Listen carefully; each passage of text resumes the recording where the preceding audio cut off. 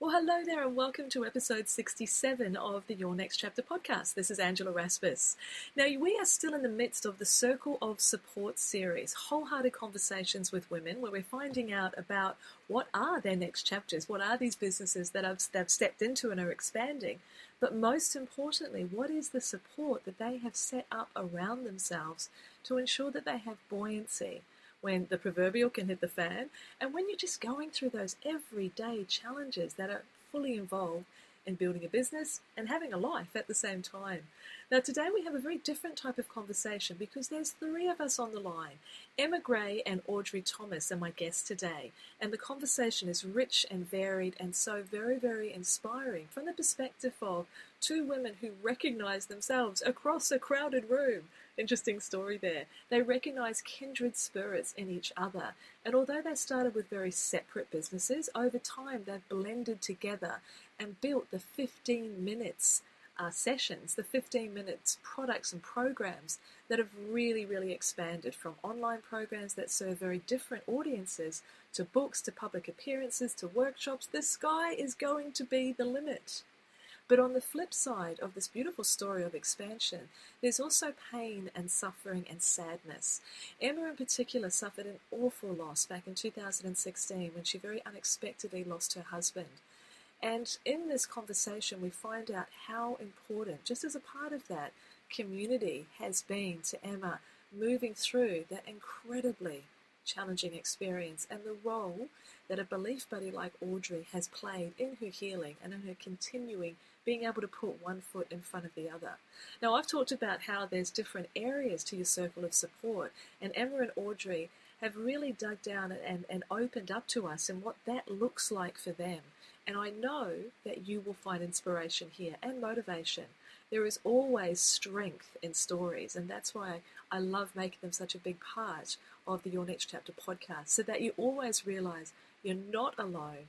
Other people are having challenges and experiences as well, and we can all make decisions to take care of ourselves before things happen so that we can deal with them better when they do, but also at the times when we need support the most, the need to actually reach out and ask for help, because when you ask, it is always given.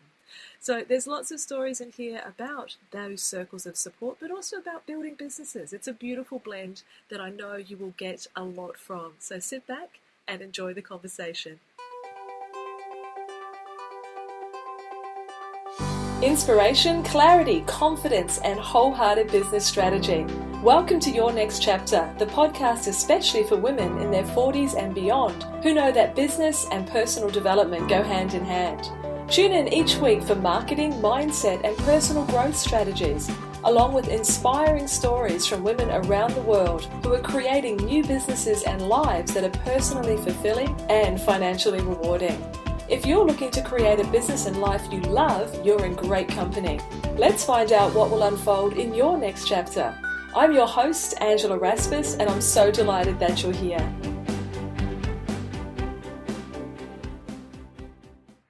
Well, hello there, and welcome to episode 67 of the Your Next Chapter podcast. This is Angela Raspis. Now, we are still in the midst of the Circle of Support series, wholehearted conversations with women, where we're finding out about what are their next chapters, what are these businesses that they've stepped into and are expanding, but most importantly, what is the support that they have set up around themselves to ensure that they have buoyancy when the proverbial can hit the fan, and when you're just going through those everyday challenges that are fully involved in building a business and having a life at the same time. Now, today we have a very different type of conversation because there's three of us on the line. Emma Grey and Audrey Thomas are my guests today, and the conversation is rich and varied and so very, very inspiring from the perspective of two women who recognize themselves across a crowded room. Interesting story there. They recognize kindred spirits in each other, and although they started with very separate businesses, over time they've blended together and built the 15 minutes sessions, the 15 minutes products and programs that have really, really expanded from online programs that serve very different audiences to books, to public appearances, to workshops. The sky is going to be the limit. But on the flip side of this beautiful story of expansion, there's also pain and suffering and sadness. Emma in particular suffered an awful loss back in 2016 when she very unexpectedly lost her husband. And in this conversation, we find out how important, just as a part of that, community has been to Emma moving through that incredibly challenging experience, and the role that a belief buddy like Audrey has played in her healing and in her continuing being able to put one foot in front of the other. Now, I've talked about how there's different areas to your circle of support, and Emma and Audrey have really dug down and opened up to us and what that looks like for them. And I know that you will find inspiration here and motivation. There is always strength in stories, and that's why I love making them such a big part of the Your Next Chapter podcast, so that you always realize you're not alone. Other people are having challenges and experiences as well, and we can all make decisions to take care of ourselves before things happen so that we can deal with them better when they do, but also at the times when we need support the most, the need to actually reach out and ask for help, because when you ask, it is always given. So there's lots of stories in here about those circles of support, but also about building businesses. It's a beautiful blend that I know you will get a lot from. So sit back and enjoy the conversation. Inspiration, clarity, confidence, and wholehearted business strategy. Welcome to Your Next Chapter, the podcast especially for women in their 40s and beyond who know that business and personal development go hand in hand. Tune in each week for marketing, mindset, and personal growth strategies, along with inspiring stories from women around the world who are creating new businesses and lives that are personally fulfilling and financially rewarding. If you're looking to create a business and life you love, you're in great company. Let's find out what will unfold in your next chapter. I'm your host, Angela Rasmus, and I'm so delighted that you're here. Well, thank you, Ange, for having Audrey and I here today. It's just so exciting for us to be talking with you and with each other about our next chapters and how we keep ourselves going, because it's so much for us is going on all the time. I think we've both got several different directions in our next chapters, and the most important one to us is the one that we've been forming together since 2009. That's when we first met. I live in Canberra and Audrey lives in Adelaide, and we met in Melbourne at a coach training course back in 2009. And there was just, I don't want to make it sound too romantic, but it was kind of this across a crowded room situation where I caught her eye. We were really I certainly was out of my element. My previous career had been in the Australian Public Service. I'd taken some long service leave and thought, what next? And thought I loved chatting with people. I'd always wished I'd done psychology at uni, but coaching looked like a great thing to experiment with. So turned up in Melbourne, and at these things you often come across a mix of people, and some of them you really hit it off with, and others are a bit sort of out there from your own point of view. And I just remember thinking, she looks lovely, and making a beeline for Audrey at morning tea. And thank you. Oh, you're welcome. And not these confessions now, years later. And I remember that very day, Audrey and I were paired up for one of the activities. And it was one of those activities where you become really quite close, learn something about a stranger quite quickly. And we just hit it off. And I remember us both thinking, wouldn't it be great if we could do something together one day? And maybe I'll hand over to you, Audrey, to explain what it is, how that part came about. Yeah, well, and thank you for it was a mutual attraction as such, as you said, in a non-romantic kind of way. But it was very much like there's a kindred spirit. So once we got back to our home states and we started applying all of, really kicking off our own individual coaching practices, then we did sort of get in touch. Probably at that stage it was maybe once a month or something we talked, and then we got to the point where we were talking weekly, and then within probably a couple of years, and we'd seen each other at subsequent face-to-face events as well. We always made sure that we booked on the same training schedule, so that we always caught up together in Melbourne for further training. So we really did develop that that relationship as friends, but also very much as sounding boards for each other in our own businesses, and able to, run ideas past each other. And so we were still working quite independently.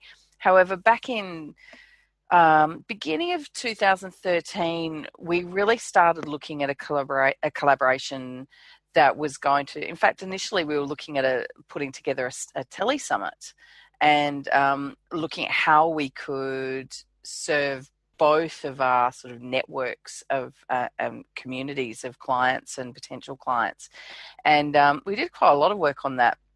And then later in the year, in the July, we were on a call and started chatting about the what really were the big issues that were being faced by people like us, and having a sense of being overwhelmed by just so much to do and not enough time to do it. As busy working parents, that was something that resonated very strongly with us, and we started talking about maybe like something little every day that people could get that would help them along. And within a very short space of time, while we were still on the call together, we registered a domain name. We started taking copious amounts of notes on how we would approach delivering such a service to a client. And we created what we now know as My 15 Minutes. And essentially that was our flagship program. So that was in mid-July. We launched the program on the 2nd of September that year. And when we launched it, we actually we launched it on Facebook a couple of weeks before that. And we had our first sale within the first 4 minutes. And we thought, okay, we've got something good here. And we ended up with, in that very first intake, which was a closed intake, we didn't have as an evergreen sort of always available product at that time, we had nearly 200 people join us. We were over the moon with that.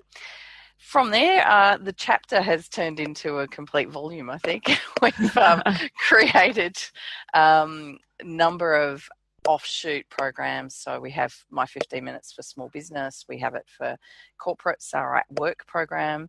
We have it for parents. And we've also done a lot of face-to-face live event offerings as well.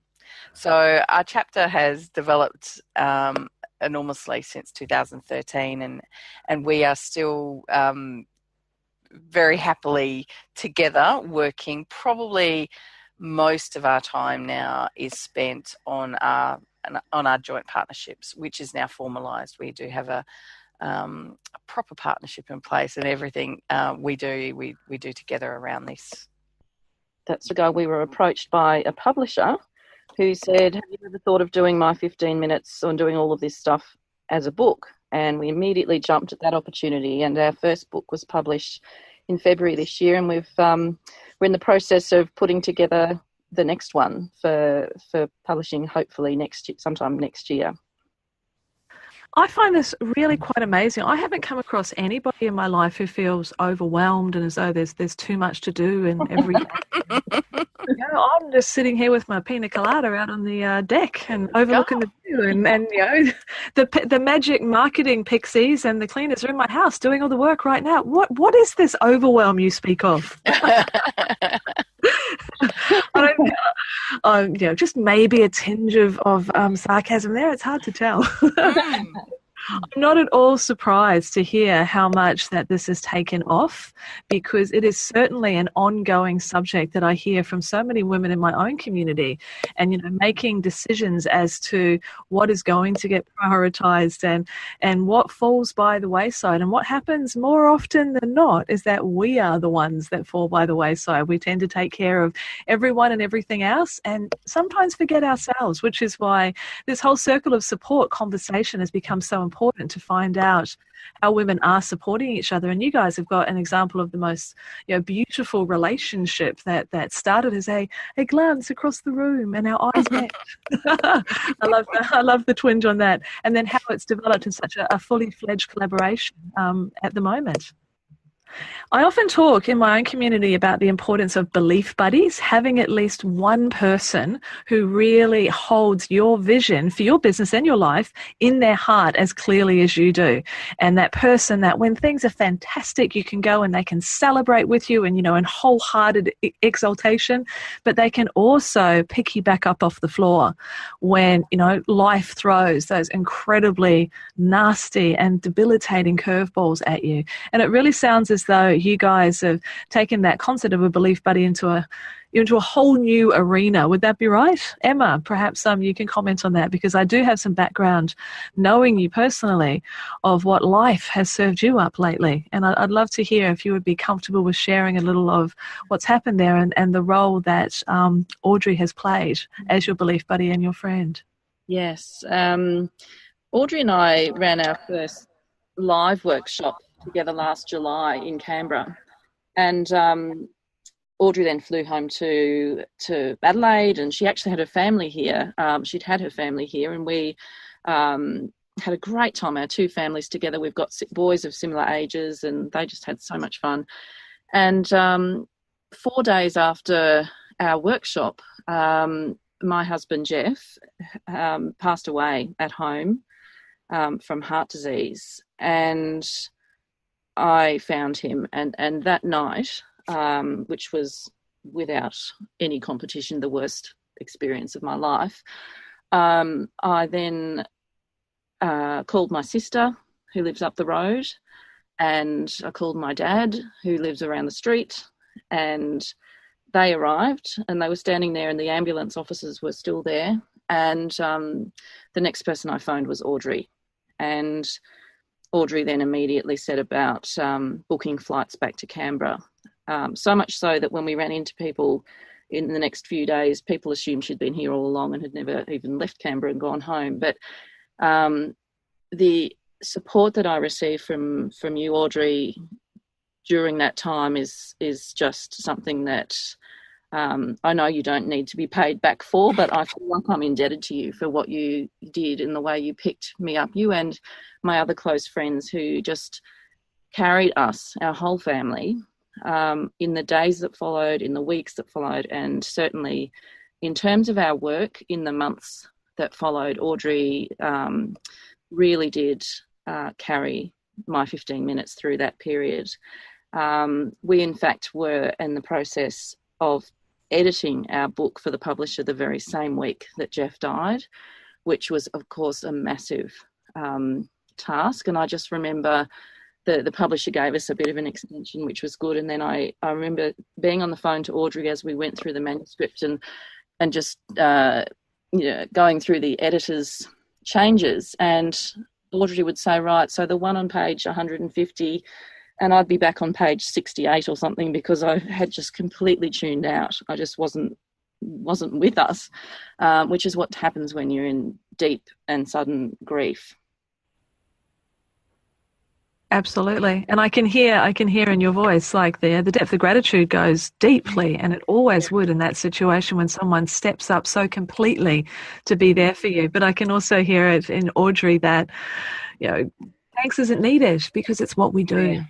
There's never any question that anything Em and her family needed or wanted was going to happen. She has got an amazing huge community around her, and both physical community, people that are right there close by, her BFFs from school who are just amazing people, and her immediate family are terrific, but she also has this network of women and men, but I'd have to say probably the majority of women, who have just gathered around her and done have really buoyed her, all of them, throughout this time, and continue to do so. So it certainly wasn't a a quick relief kind of situation. People have continued to do that. And the point I would make is that the reason why there was such a flood of outpouring of support and help for Emma and her family when they so needed it was because she does that for other people all the time. So it was one of those things, we went out to our own members community to let them know the sad news, and immediately we had our clients jumping on board and setting up fundraising and what can we do to help. People so just reached out in so many different ways from all over Australia and actually beyond, because that's what I think this is one of those situations where when you are such a giving, generous, loving person as Em is, then people will give that back.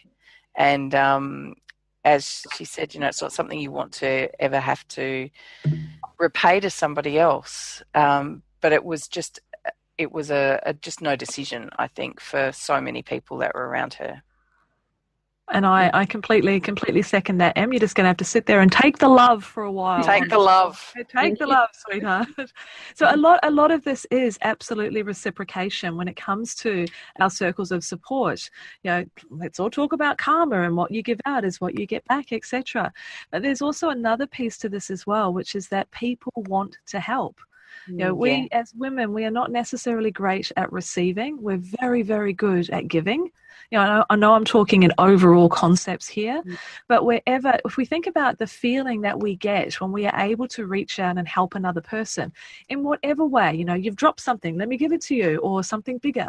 Doesn't matter what the scenario is, that feeling that you get from giving is beautiful. It's a great feeling. So if we don't open ourselves up to receive, and we're basically denying another person that same emotion, that sentiment, that feeling. I really believe we're hardwired to want to give.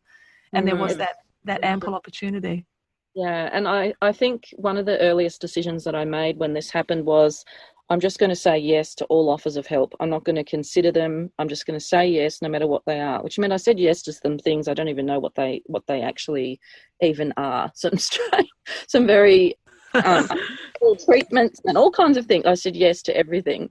And as a result, my own healing was facilitated by this amazing network of people. And because of that, I've realised that there are a lot of people who, particularly in Canberra, which is a very transient city, there are a lot of people who don't have a big network here of family and friends. And so together with some of these amazing people, next year one of my big ideas is to start a charity that will be a network for people in sudden grief that can just come in and make life easier when it's at its most difficult. That is another beautiful example of the next chapter, the concept of, from an entrepreneurial perspective, we've often heard the philosophy that your message is your mess, or your message, your message. But on the other hand as well, it's like the pain that we experience is what can birth the solution for others. Like we want to shorten the journey or sweeten the journey or ease the journey for another person because of what we've experienced or learned as a result of our own chapters. And that's a gorgeous example of you've recognized where there's a need because of the pain that you experienced, and so you're looking to soothe that wound, which is a beautiful thing to hear. And I think together Audrey and I now are looking at our business and the direction we're taking, and one of the things that we're launching very soon is a completely different program all about reinvention for people that have been through some change of some magnitude like I have. And I think that's another example of how you become experienced. Sometimes you don't want to learn things the way you're learning them, but you do learn it, and it's then added to your experience for the things that you're then passing on to others. Absolutely. And that's another thing that I've heard, well, to be honest, it's where my own next chapter was birthed from a couple of different perspectives, one of which was, running a business that was devouring me, thinking I needed to, had to, should continue when I really didn't want to. And so having that ability or having that experience of helping people recognize that they can reinvent, they can change, they can start the next chapter. And that was also overlaid with my own long story of many, many years ago now moving through addiction. And that was all about reclaiming self-worth. So that's so much of the core of what I do now with that confidence and clarity piece is about choice. And so I think you're absolutely completely on the money. So this reinvention program, I'd like to circle back shortly and talk about the other pieces that can be in that circle of support. But since the reinvention piece is here right now, let's talk a little bit more about what's involved in that. So Audrey, when you and Emma were brainchilding this new concept, this new program, what was important for this experience to be like for your audience? Where are you taking them when it comes to reinvention? What we really wanted to do was to provide something which could be very personal to them. So it wasn't a cookie cutter approach to reinvention. So this is the path that you need to take. That we created a community and a program and everything that we did was going to support them in their own journey, whatever that may be. So for some people, it could be, in a similar situation to what Emma's experienced in terms of coming, having to redesign or reinvent themselves through loss or grief. For other people, it could be in relationships that have ended. It could be that they have had a really big change in their careers, whether it's their choice or not.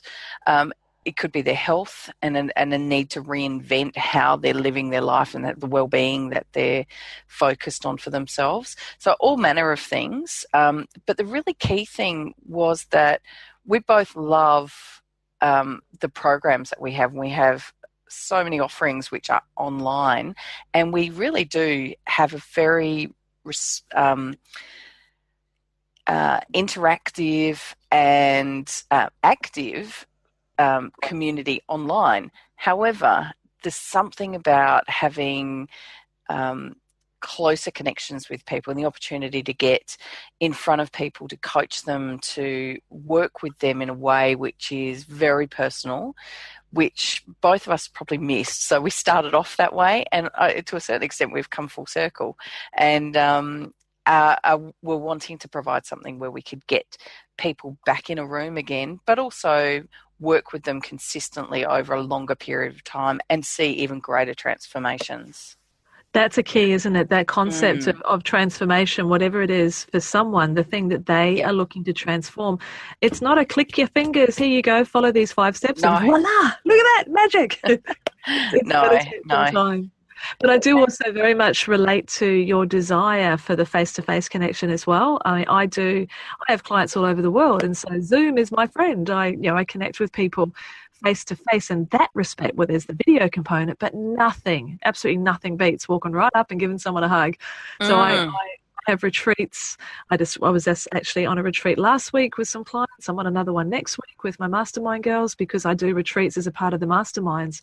And look, the energy, you just can't beat it, can you? When you're actually in the room with someone enacting change. No, I love it.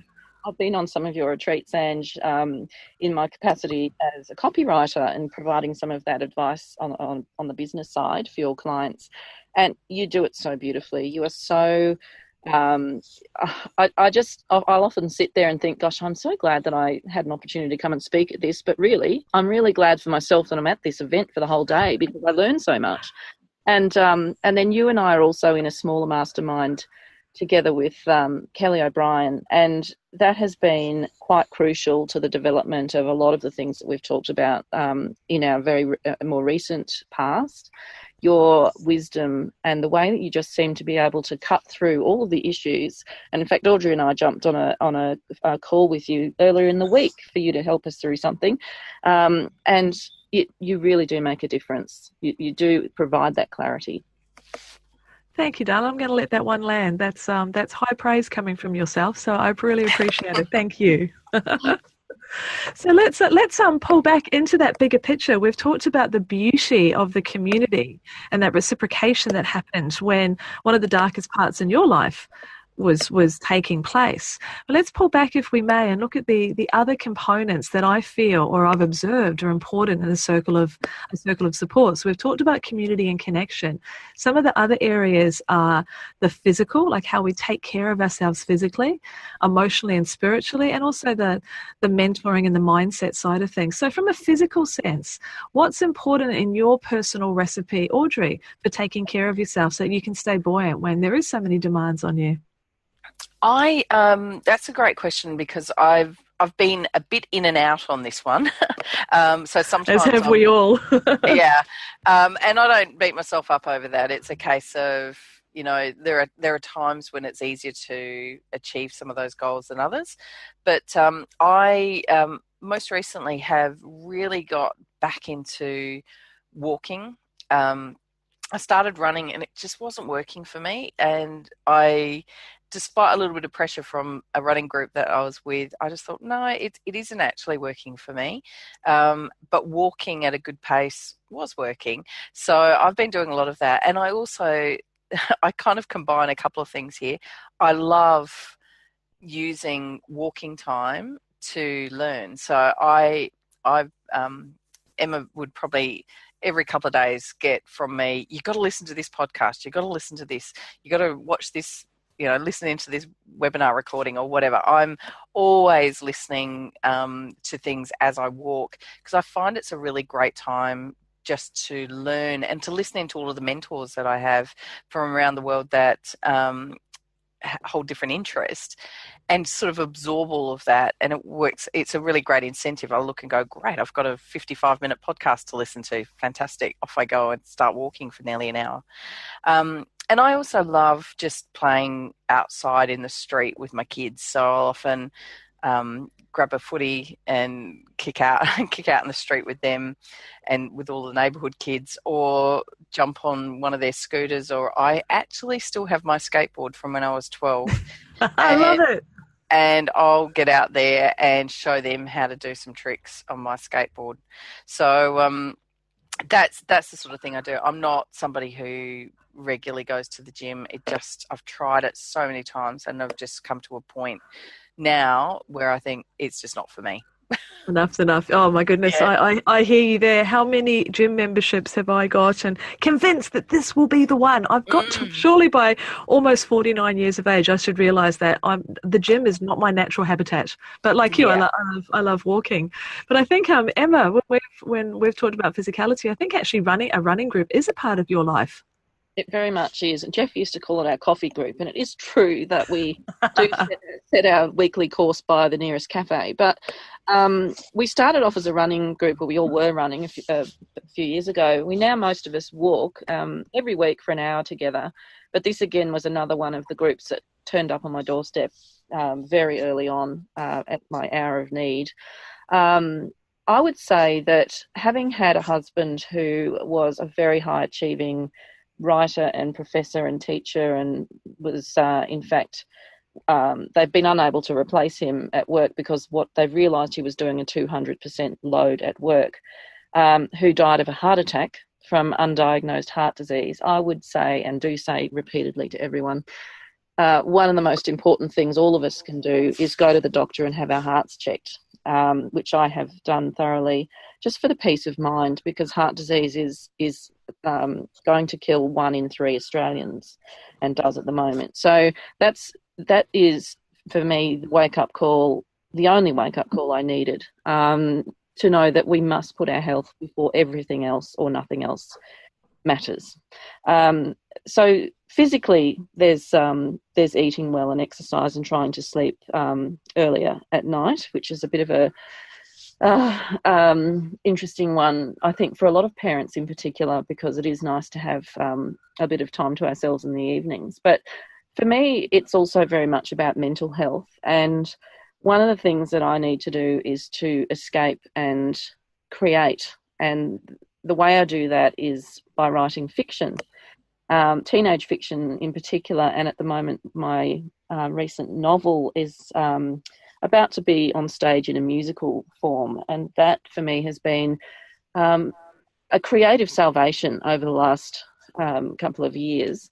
And I really miss, I really start to get sort of stressed if I haven't had a chance to escape into a fantasy world in some way, whether that's reading or watching Netflix or writing, or watching this musical come to life. So I think paying attention to the basics of our health and seeing a GP is really important, but also finding that escape is vital.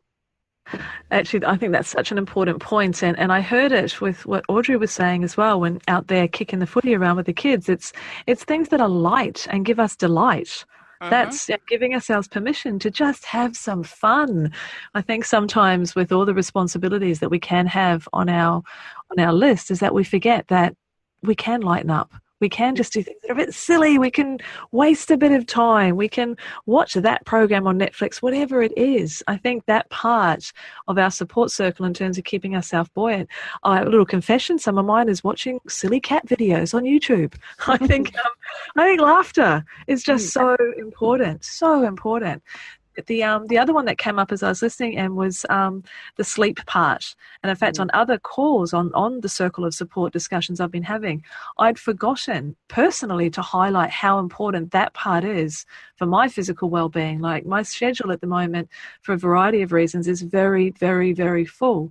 And there's only so much I can move or change. But what I can do is I can support myself by getting my butt into bed at 9:30, lights off, meditation on, and just give myself that minimum of 8 hours, because without sleep, I'm not nice to be around. So it's such an important part.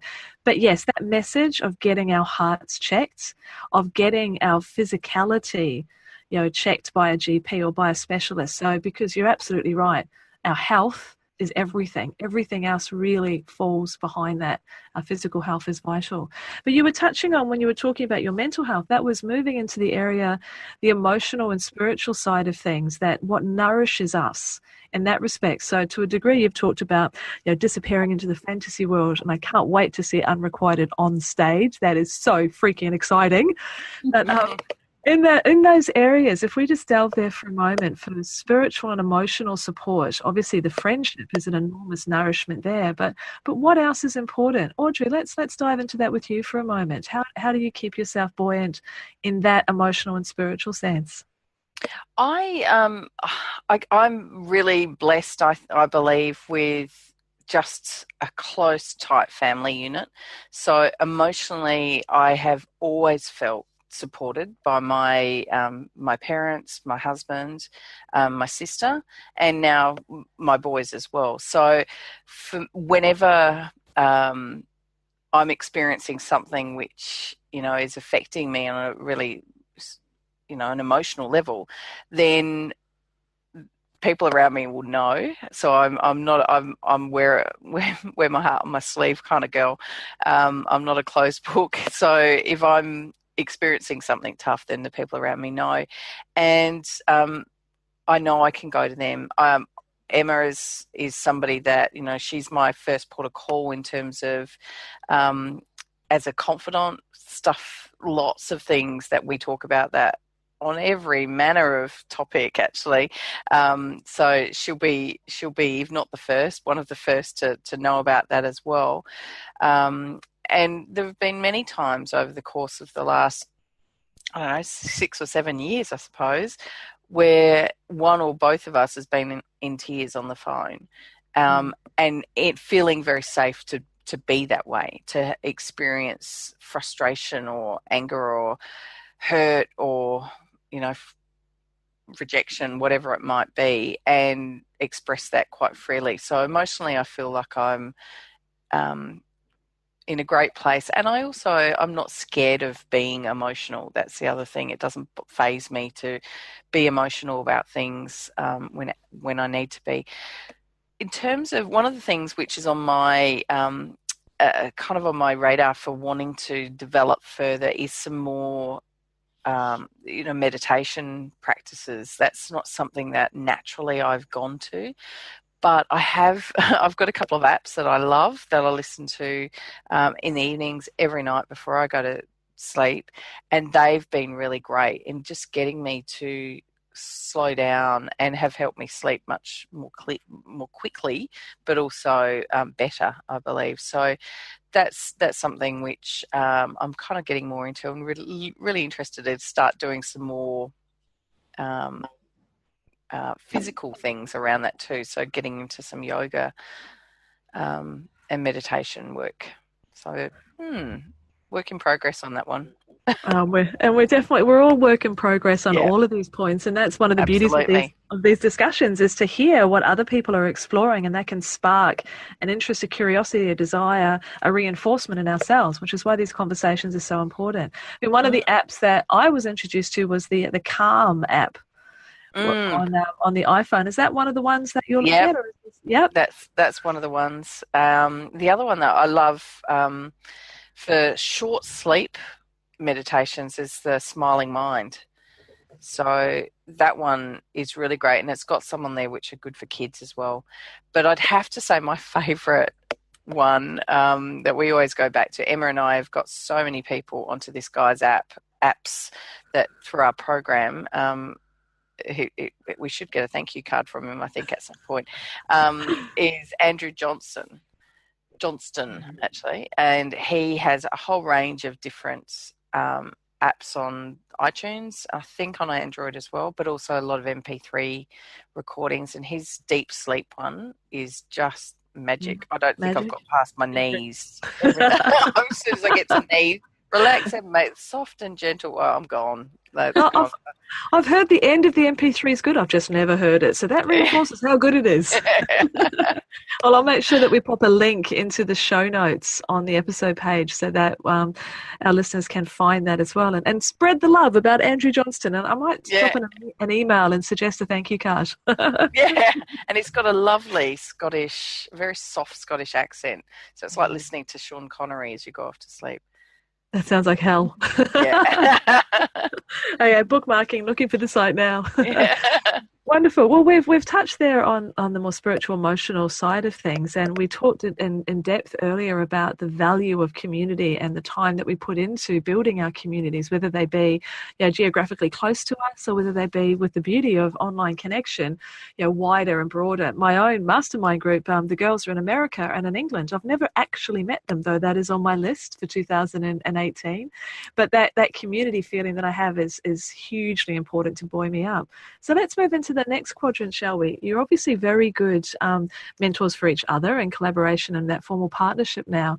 But what role overall does the concepts of staying buoyant in a mindset sense, and how do you go about getting the mentoring that you need to be able to stay buoyant and to expand in your next chapters? So, Emma, I know you said some gorgeous words about the We Mastermind that we're in together, but what are the other places or the other ways in which you keep yourself buoyant in this area?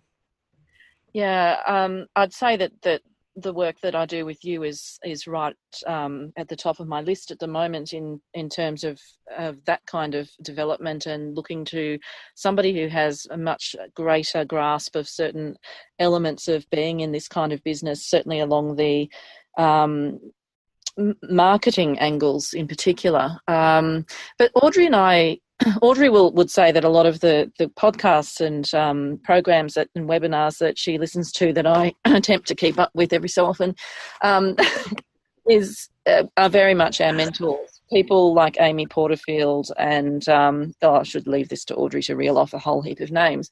But certainly we have a lot of mentors who we've never met, who we follow and listen to.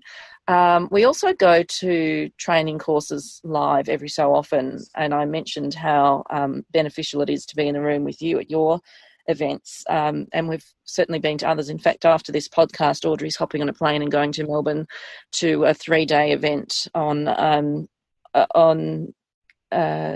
public speaking in your business, which is something that we do a lot of and which we love, but we'd love to get better at that. And I think that's part of it too. It's identifying some of the areas that you're not very confident in, but also looking at the ones that you are, looking at your strengths and saying, who is a master at that and what can I do to improve?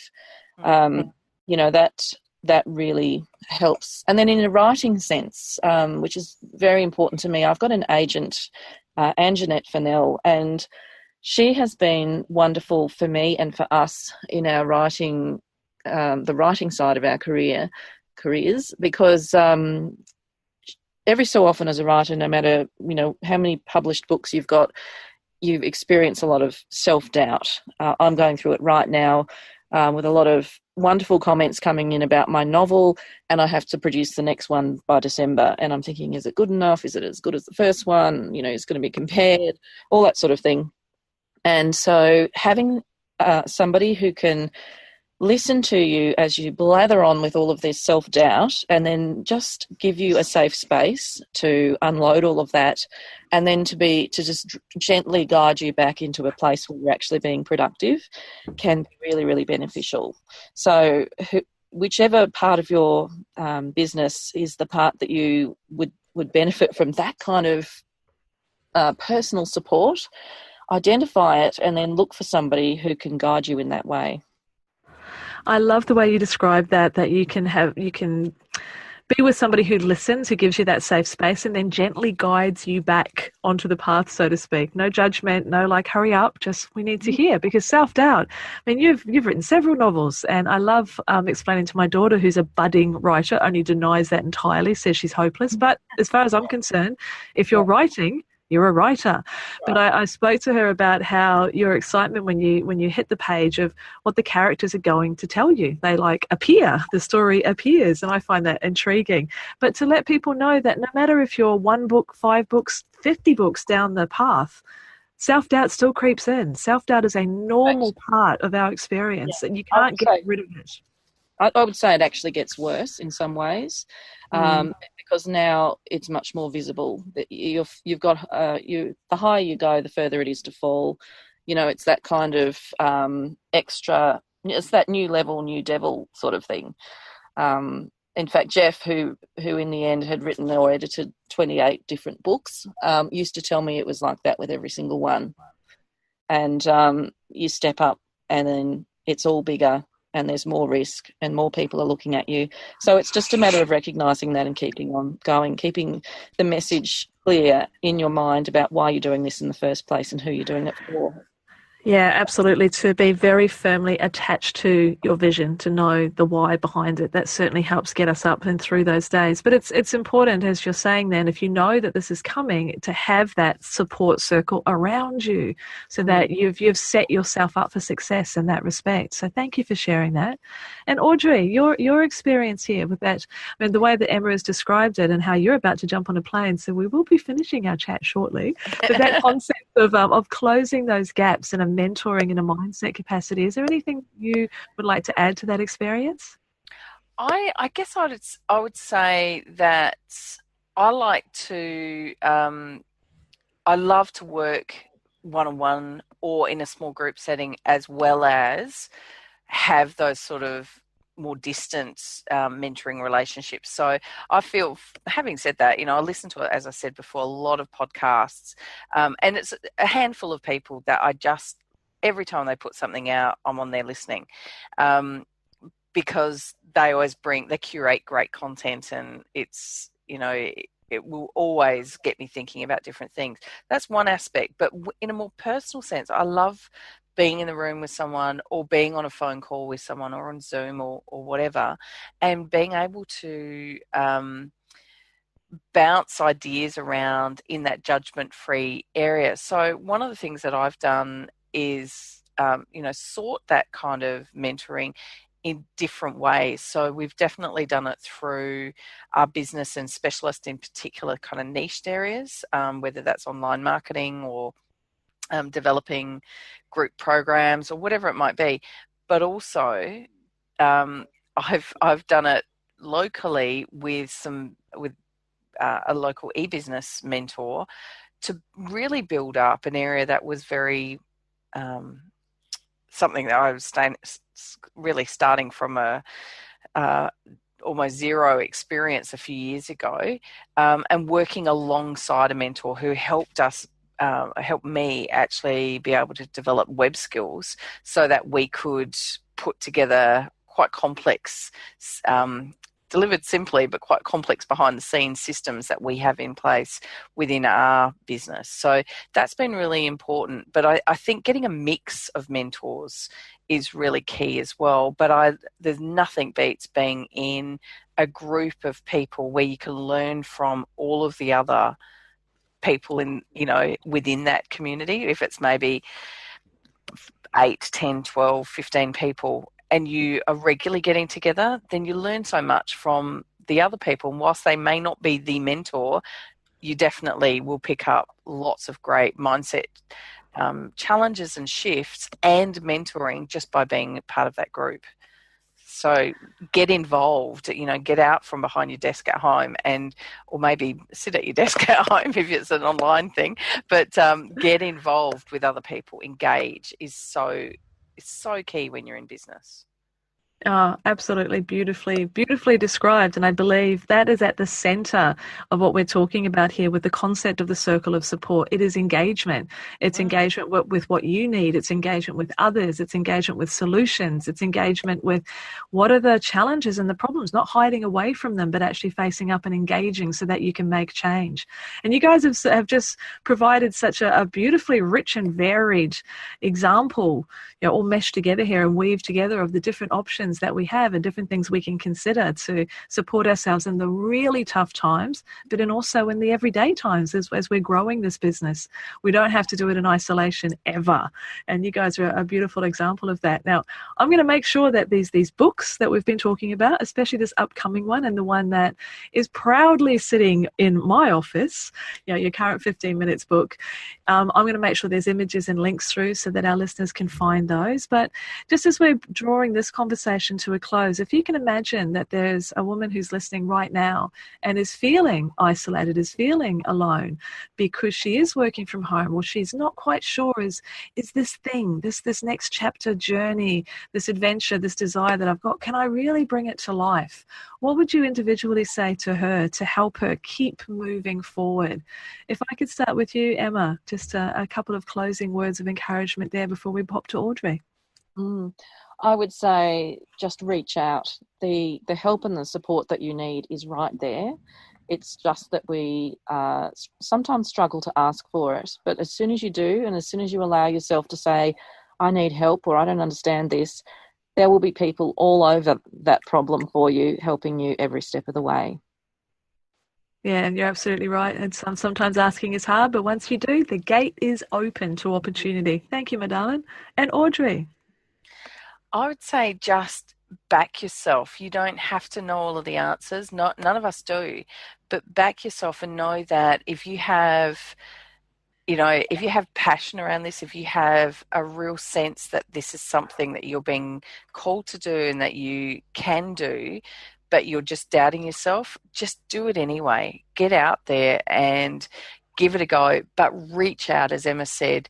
Go and find the people who can become your community. Because I tell you now, 10 years ago, the people that I would have gone to for advice or support or to point me in the right direction are completely different to the people that I would go to today. And that kind of evolution doesn't happen unless you make it happen. So just take that first step, and the first step will lead to the second step. We don't have to see the whole staircase to take that first step, do we? Not at all. Oh, ladies, thank you so much for booking me into your busy schedules and having this wholehearted conversation. It's been wonderful to delve down into your own experiences so that we can share those. And I appreciate your honesty, your openness, your vulnerabilities, because in doing that, then we give another person the opportunity to blossom the way that you guys in your business is as well. So I really appreciate it. It's a pleasure. Wonderful.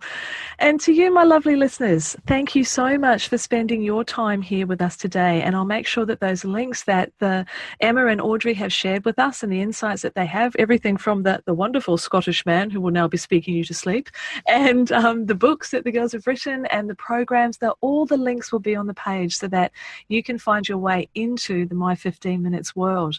And I'd just like to encourage you, some of the things that the ladies have spoken about today, I absolutely absolutely agree with. We're so aligned here. And the biggest part, the reason why I run masterminds is such a core part of my business. And I'd like to welcome you to explore what the circles look like, to see if it's a good fit for you. This is all about reaching out and being a part of a small group who can help you move forward to achieve your goals. You need to believe in yourself, and we can help you. You can borrow our belief in you until you have it for yourself. There's a whole heap of marketing that I can teach you. There's a whole structure and framework to build your business that I will certainly share, that you can personalize and customize so that you are creating a sustainable framework that really works for you. But the self-belief piece, the self-worth piece, the confidence piece, that is essential. It is vital. And that is very hard sometimes to create and grow in isolation. So let us be your sounding board. Let us support you as you expand into your next chapter. Pop along to angelarasmus.com/circle and read about what's involved in this particular program and how it gives you that beautiful circle of support as you expand and make your business sing. So thanks again for spending your time here with us today. Until the next episode, take care. Thanks for listening to the Your Next Chapter podcast. If you've enjoyed this episode, please let me know.